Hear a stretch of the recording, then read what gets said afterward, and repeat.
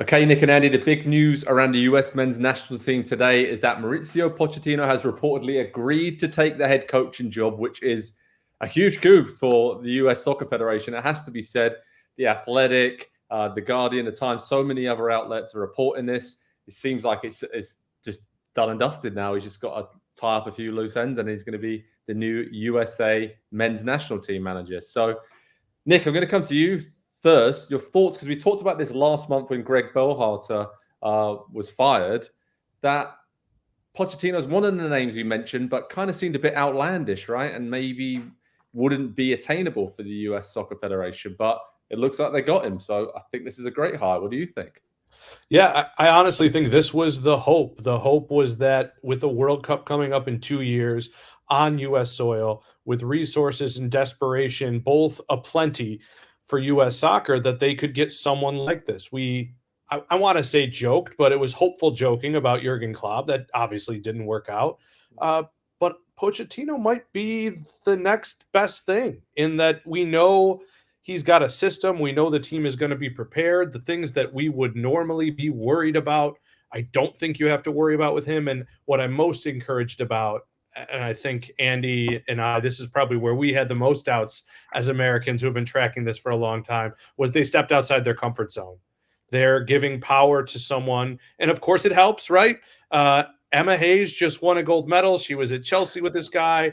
Crocker was at Southampton, a club close to your heart, Joe, with Pochettino. So this is, I just think it's the perfect storm, and it's hard to be disappointed. That's for sure. Yeah, I totally agree with that. And Andy, before I ask your comments, I just think that this is sort of the perfect appointment at a crucial time. Nick mentioned it there. Pochettino essentially has 2 years to get ready for June 2026 and the World Cup. It doesn't really matter what happens between now and then. He's just got to fine tune things, get these players to just believe in his philosophy, number one.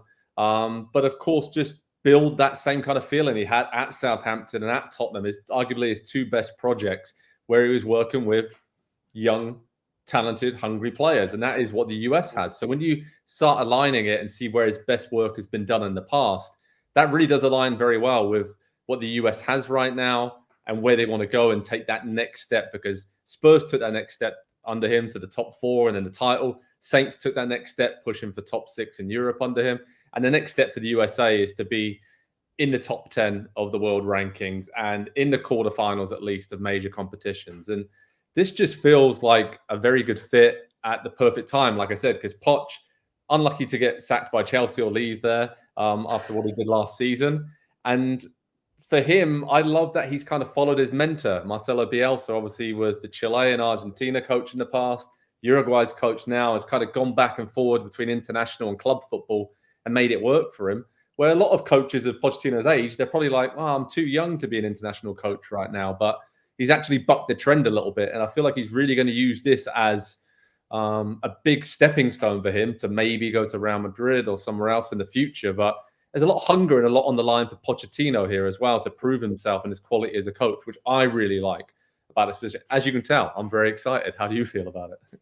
Yeah, that's one of the things that I do like about this partnership, this marriage between U.S. soccer, the U.S. men's national team, and Mauricio Pochettino is there's a commonality between them. They both need each other quite a bit right now. Obviously, the men's program, what happened at Copa America this summer, well below expectations. I still don't know that was Gregg Berhalter's fault. He probably should go because maybe he shouldn't have been the coach in the first place. Again, but at the end of the day, I don't think he was ever going to be the reason they didn't advance deep in tournaments or the reason that they did advance in tournaments. I don't know that Pochettino will make a huge difference in that regard either. It's the international game. A lot of it is just a lottery, and it's who shows up on the day, who's a little bit more clinical with their chances. It's going to come down to that. What I really love, though, I think it sends a message and sets a new expectation for the players from the federation. It was, hey, we listened to you guys. You wanted Berhalter back. You know, this was your guy. This was the player that you all were so familiar with, and you went to bat for him publicly. And we brought him back, and look what you guys did. And notice I said you guys. I'm not talking about Berhalter. Look what the players who kind of left him out to dry a little bit at that tournament, I felt like. And I think we all agreed that a lot of players just didn't cover themselves in glory. And so what Pochettino will do, he'll come in, he will set an expectation of a minimum standard. And if any player does not meet that, they're not going to like Mauricio Pochettino. And I think that's probably kind of the mentality, the direction that this team needs to go in over the next couple of years. Because like you say, Joe, obviously building towards the World Cup, I like that the timelines are aligned as well for the Federation, for Pochettino, knowing that he'll go back into probably the club game after that World Cup. So he needs a good showing. There is stake for everybody here. And that's a good, that feels safe in terms of how this is going to play out on the field. Yeah, and I love, we sort of talk about Pochettino's methods, his philosophy, but the attitude point you brought up there, Tyler Adams speaking this summer about, maybe we needed someone a bit more ruthless and we became more too comfortable as the months went on under Gregg Berhalter. So Pochettino is very, very demanding. You listen to any players who have played under him, the training sessions, what he demands physically from his players. I think from a style of play point of view, Nick Mendola, that's the biggest change that's going to come with him, what he has to change for this US men's national team. Because Gregg Berhalter, sometimes it was good to watch when it clicked, but it was a lot of slow, possession-based. It didn't really work. I don't think he really had the players with the US men's national team to play that way. But Pochettino is almost going to bring in a more American throwback retro vibe, it feels like, to the playing style, with the players pressing high, working hard, high tempo, very aggressive. And I think the fan base are really going to enjoy that. So I guess for you, what are some of the other big changes that Pochettino has to make, and sort of what is his priority over the next 6-12 months in charge? I mean, it's very difficult not to look at this positionally, because we're talking about making a run at a World Cup, and making a run to a quarterfinal is now winning 2 games, right? And so that, for me, is what's so interesting about a guy like Pochettino, who has shown his chops in tournaments before, who has shown us that when his back's against the wall, or his team's back is perceived against the wall, he can take out a big dog. And for me, look, there are going to be a lot of third place teams advancing, and you are going to be a seeded team in your group. I looked it up. It's Group D, in case you guys were curious. So get out of that group, play a third place team, win that, and know your strengths. So when you ask that question, I'll be very quick to let Andy do it. Do you think Matt Turner can be that goalkeeper, or do you need to develop someone for this team over 2 years? Who is the guy who's going to be a stopper if Tyler Adams isn't there? What is Cardoso or Musa your go-to guy? Is it still Weston McKennie? So there's this influx of talent that we have in our generation as a United States team, and not to mention center back, that's going to force you to answer things and force you to make selections and let some pretty big egos down, as opposed to trying to talk somebody into being your left back on a team that can make a run. You've got to explain to somebody why they've got to stay ready. And so the challenges are taking these guys who were bought in for this other guy and let them down, and maybe they're not your guy. And I think that's a real challenge, and could be especially big challenge for Cameron Carter-Vickers given the Spurs connection. But there's a lot of questions to answer. I kind of rambled there, but he's got a lot to figure out.